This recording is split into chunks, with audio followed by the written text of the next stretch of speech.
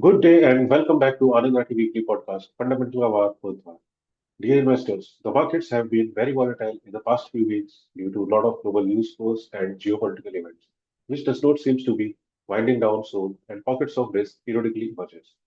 Also, the ongoing US election cycle and its outcome is also adding anxiety to the already muted segment. Now, coming to the domestic front, we are entering the result season for the Q2 FY25 starting next week and would be keenly watched by the markets and should give directions for the medium term. We expect broadly inline results and as per built expectations. Coming to the domestic front, India's fiscal deficit from April to August 24 was 4.4 trillion, which was 27% of the budgeted estimate, lower than the 6.4 trillion reported for the corresponding period last year. Coming to the core industries growth, which contracted to 1.8% in August 24, which was nearly a four-year low due to the high base effect. Six of the eight core industries contracted while steel and fertilizers saw moderation. Composite PMI slipped to 58.3 in September 24 versus 60.7 in the previous month, with manufacturing and services PMI indicating ease in pace of activity. The moderation in activity was due to new businesses, international sales, and the output rising at the slowest pace since late 2023.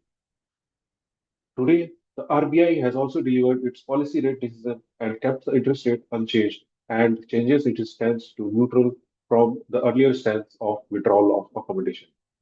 The Reserve Bank of India has retained its real GDP growth forecast for FY25 at 7.2%.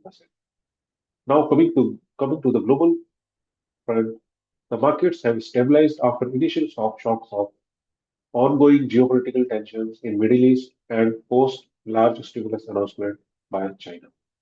However, we see spurts of volatility which could continue, and also the upcoming election results is very keenly watched by the global markets in the first week of November. Now, coming to the upcoming events lined up this week are today, US crude oil inventories data is scheduled, release of FOMC meeting minutes is scheduled. Tomorrow, US CPI and initial jobless claims data is scheduled. On Friday, UK GDP and German CPI data is scheduled. Coming to the sector leadership on a relative basis, the sector likely to lead for this week are IT, pharma, FMCG, and consumer. Sectors showing some improvements are financials and banks.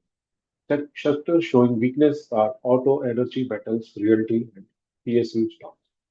So that's it from our side. Meet you same day next week. Happy investing. Thank you. Investment in securities market are subject to market risk. Read all the disclaimer documents carefully. The above data is from our research report coverage.